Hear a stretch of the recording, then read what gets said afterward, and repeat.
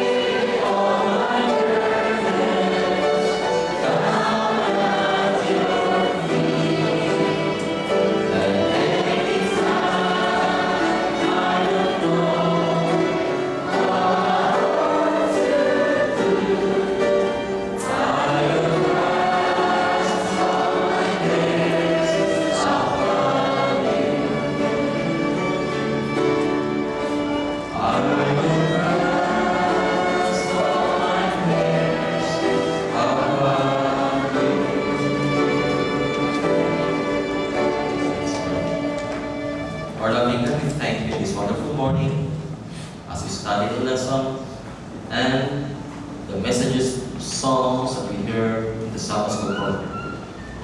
Redeems our hearts and makes us closer to you. Lord, we pray as we cast these burdens unto you, Lord, and cares of life, to make us free from these burdens because it is you who carry them. Make us, Lord, know and have a strong faith in you, that you are there, worthy even to carry us. Thank you, Lord, for all this, and thank you for this wonderful opportunity to worship you the Sabbath day. In Jesus' name.